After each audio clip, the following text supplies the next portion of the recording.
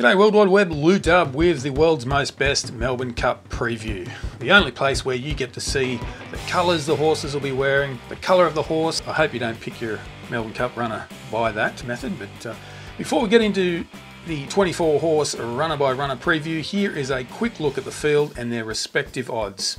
You can see there that on Sunday the 5th of November, Willie Mullins' French bred Valban is the $4 favourite, with Gold Trip and Without a Fight vying for the next most popular pick.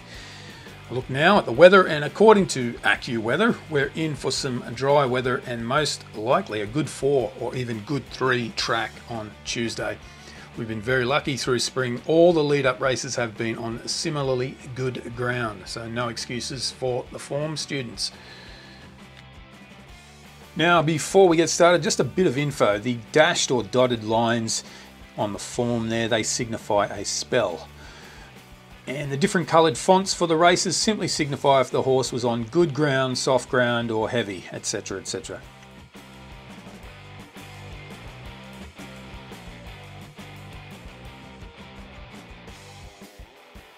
Number 1, Gold Trip, is the defending champ. He carried the number 1 saddlecloth to glory in last year's Melbourne Cup with 57.5 kilograms. This year, he'll carry 58.5. Earlier this year, Gold Trip ran a very disappointing 15th in the Sydney Cup, but that performance was forgotten when he stormed home to win the Group 1 Turnbull Stakes over 2,000 metres in his second start this prep. Since then, he's run a respectable 3rd in the Caulfield Cup and a close 5th in the Cox Plate. It's almost a mirror image to his 2022 campaign. Another positive is he will meet the Caulfield Cup victor Without a Fight 1 kilogram better off due to the latter receiving a 1 kilogram penalty. A lot has been made of Mark Zahra choosing to trade in his ride on Gold Trip for the ride on Without a Fight, but it's hard to say Connections lose anything with James McDonald jumping into the saddle. He's got a handy barrier in number 2, though he'll have to be careful not to get locked away. He starts as equal second favourite at time of recording. Number 2 is Alenquer. Last start was his best run in Australia. He looked to have plenty in the tank, however he was running alongside True Marvel from the turn and didn't shake him off. He's had a relatively short prep. He's got champion Aussie jockey Damien Oliver on board, who, along with Kerr McAvoy, has 3 Melbourne Cup wins, just 1 win off the record of 4 wins tallied by Bobby Lewis and Harry White. Personally, I want to risk Alenquer. I think his recent run was an optical illusion, but you be the judge. Number 3 is Without a Fight, the Caulfield Cup winner. It's not going to be easy for him in the Melbourne Cup though, as he's been forced to carry 56.5 kilograms as opposed to the 55.5 in the Caulfield Cup. He's also against the history books. No one has done the Caulfield Melbourne Cup double since Ethereal in 2001. The 6-year-old has informed jockey Mark Zahra on board and an interesting preparation which, funny enough, goes against historic trends. The Freedman training team gave Without a Fight 2 runs in Queensland during the Winter Carnival before putting him away until his first start in the spring on the 23rd of September. He tried his hand at the 2-mile Melbourne Cup last year and finished 13th, though most have put that down to the badly rain-affected ground. The new training regime appears to have worked wonders, and the fact he is so lightly raced is why I think he can make history and do the Caulfield Melbourne Cup double. Number 4, Breakup, the Japanese raider. He came to Australia off a disappointing 12th in the Takarazuka Kinen and really failed to ignite in his Caulfield Cup run. He had a perfect run in transit, Damien Lane having him in position to strike, but Breakup was unable to accelerate against his opposition. He finished 5.7 lengths 8, despite everything going so smoothly, and something that sticks out for me was the trainer Tatsu Yoshioka saying prior to the race that they planned to win the Caulfield Cup and the Melbourne Cup during an interview on racing.com. Another interesting point on Breakup is the booking of Kohei Matsuyama for the Melbourne Cup ride. I don't think that was the plan originally. On the bright side, Matsuyama was on board when Breakup ran his best result, a 4th in the Tenno Show Spring, Japan's premier 2-mile race. And he was also on board for the 2nd in the Group 2 Hanshin Daisho 10 over 3,000 metres, both those races earlier this year.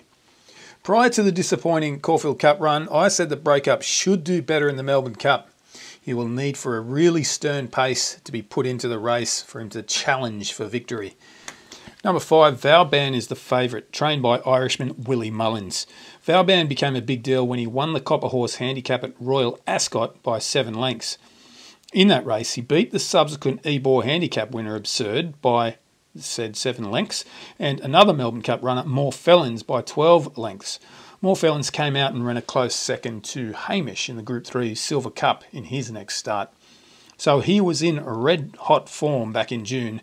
In August, he returned to the track for a win at Group 3 level in the Ballyroan Stakes, where he beat Valiant King, a horse that ran 5.5 lengths 6th in our Caulfield Cup. And that's the part where I start to have questions. Now, the win against Valiant King was on soft ground, and Willie Mullins does say that Valban was actually looking a little overweight on the day. Maybe that explains the relatively narrow margin to a horse that was well beaten in the Caulfield Cup. The other question about Vauban, who may end up racing against the UK's best stayers next year. If you've beaten Ebor Handicap winner by 7 lengths, you must be good. But if you want a reason to believe he can be beaten, there is the number 3 barrier, and the fact he's not the sharpest out of the gates. Watch a replay of his win in the Copper Horse Handicap in June, and you'll see the evidence. Another thing is the lack of experience in a big field where he's not leading, and I don't believe he'll be able to lead. All that being said, he's being ridden by Ryan Moore, who's in his usual scintillating form, and no, it wasn't a misprint. He has won 186 Group 1s. In fact, with his win in the Breeders' Cup Turf today, he's won 187 Group 1s. Good horse, great jockey, hard to beat. Soulcombe started his prep in astonishing form. A barnstorming home straight burst in the 1700 metre Heatherley Stakes. Hard to believe he's only 4, as there's been a magnifying glass over him since his win in the VRC version of the Queen Elizabeth Stakes in November last year. Since his win at the start of his spring prep, things have gone a little south though due to the unpredictable behaviour at the starting gates. His prep graph shows or tells the story with him progressively finishing further behind. However, his run in the Caulfield Cup had plenty of merit. If you could delete the ground he lost at the barrier gates, he'd be right there in the finish. If you're a fan of horses that flash home and make the opposition look like they're standing still, he's the one for you. And the jockey booking of Joe Moreira may be the bit of magic that he needs. Absurde is the Ebor winner of 2023. He ran a mighty race with Frankie Dettori on board that day. He got to the front early in the straight and staved off a number of challenges. One of the positives from that race is that the second place getter Sweet William went on to finish a close second in a Group 2 over 3,600 metres, albeit on soft ground. So, is it really a positive?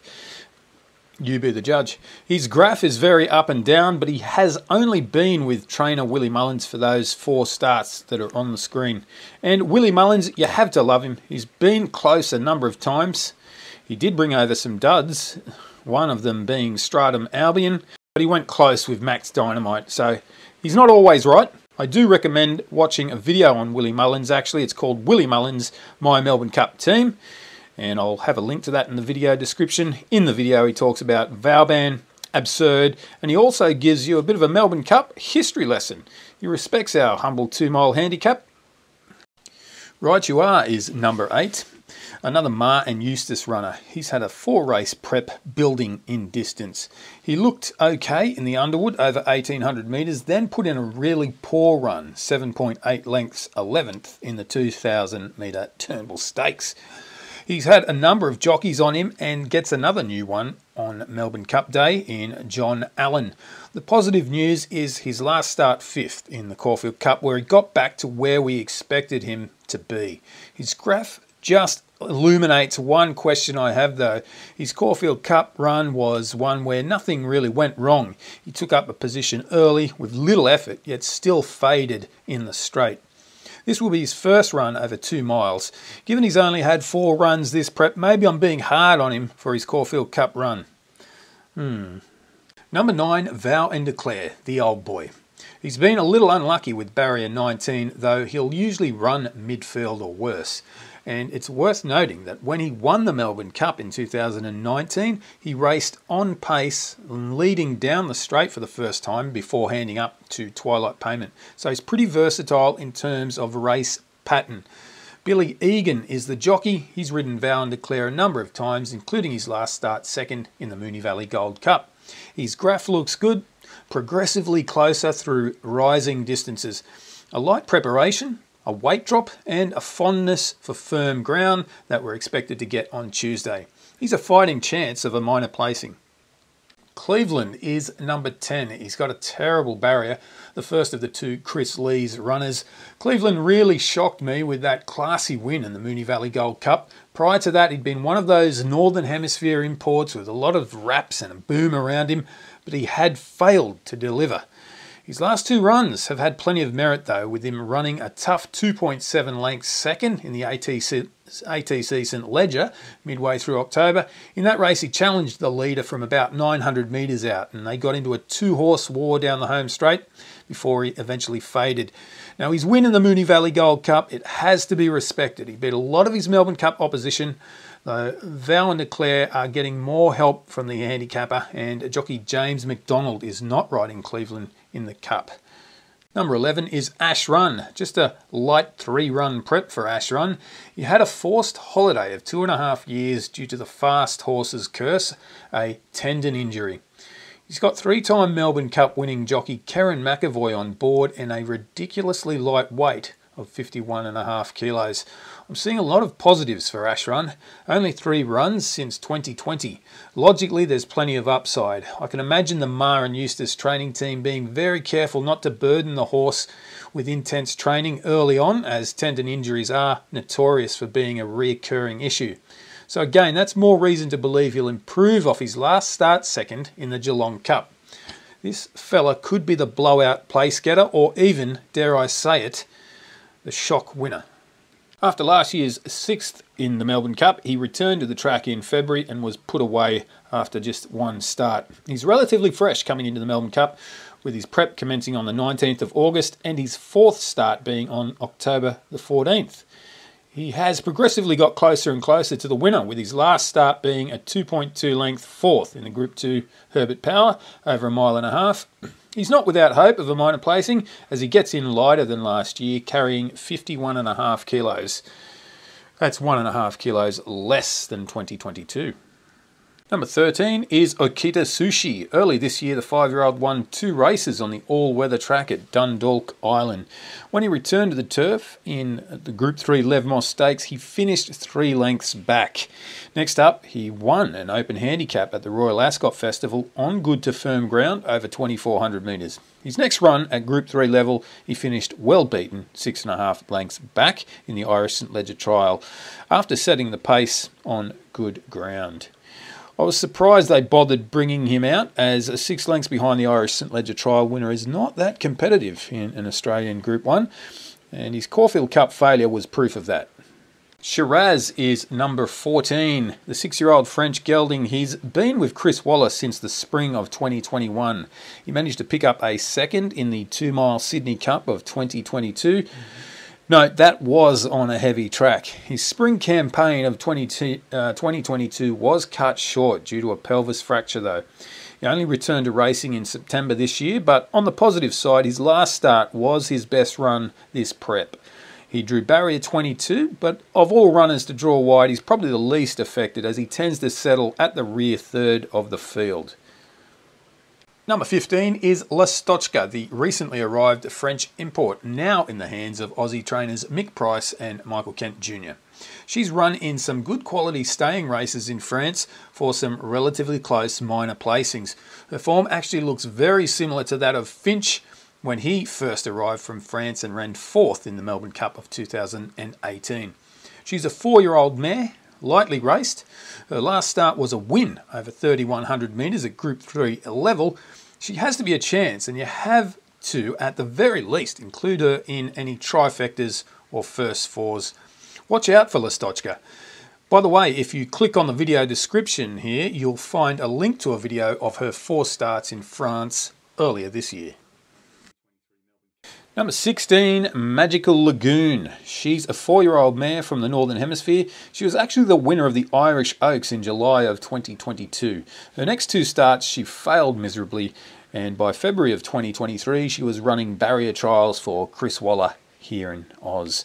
To this point, Magical Lagoon has still been disappointing. She has not finished closer than 6th in Australian racing. However, her preparation graph definitely paints a more positive picture. Although she finished 6th in the Geelong Cup, she was a lot closer to the winner. Not in my wildest dreams do I see her winning, but maybe she could surprise us with a minor placing. Military Mission is number 17. New South Wales-based Rachel King will ride Military Mission. The 5-year-old has been in Australia since the spring of 2021. He went through the grades and won Atari Gold Cup in November of 2022. He had a short summer campaign this year, picking up the Hobart Cup, and started his spring campaign in early August, building in distance before picking up a Group 3 in the shape of the Newcastle Cup, and 2 starts later, the Group 2 Herbert Power. To be fair, I thought it was pretty weak, the Herbert Power, with only 9 runners, and the ratings guys agree. Congratulations to the owners though, as he was bought for about $280,000 Australian, and since won $798,000 in prize money here. If he finishes in the first 12 on Cup Day, he'll win at least $160,000 as well. Serpentine, number 18. He had a Queensland campaign kicking off late April, preceded by 3 trials in Sydney. The Queensland campaign was just 3 races with a 1st, 2nd and 9th. He gets a good deal from the handicapper, with all of his runs prior to the Cup seeing him carry 58 kilos or more. In the Cup, he carries just 51.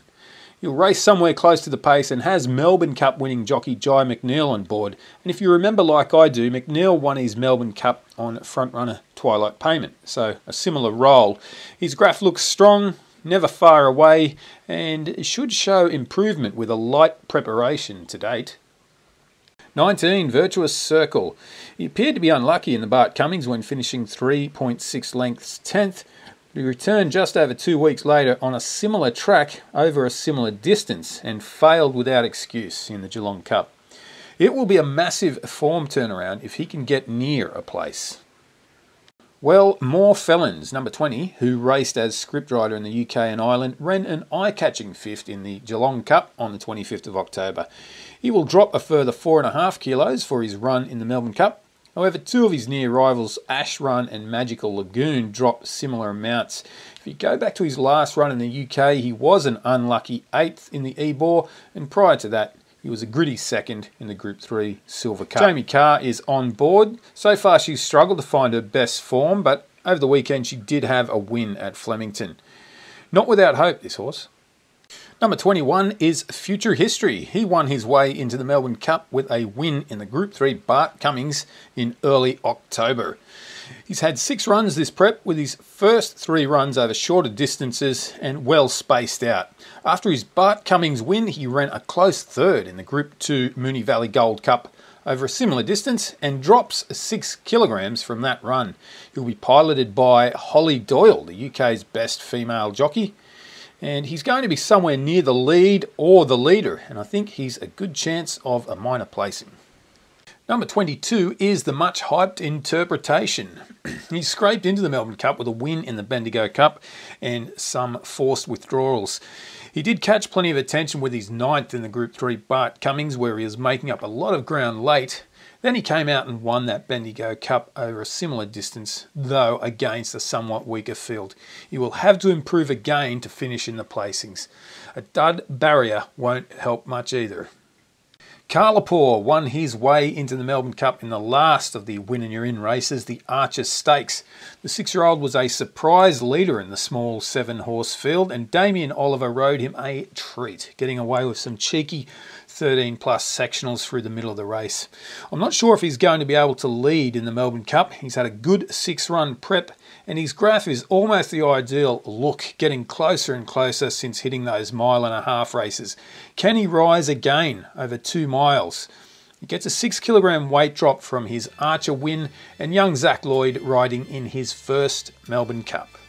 Finally, number 24, True Marvel. The 7-year-old is one that rarely wins, but the 2 mile torture test is right down his alley.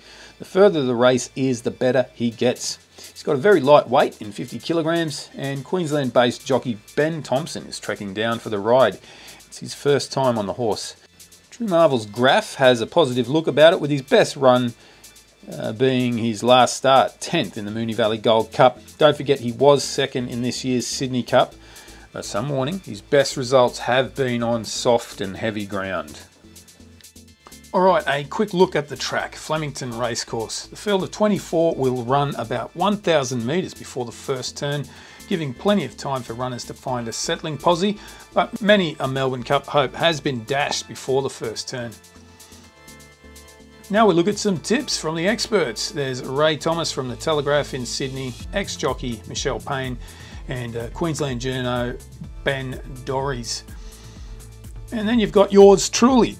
I like Without a Fight and Ashran to surprise, while regular contributor to the comments section, Greg the Money Nichols, I gave him that nickname, he's gone with Valban from Absurde, then Alenquer.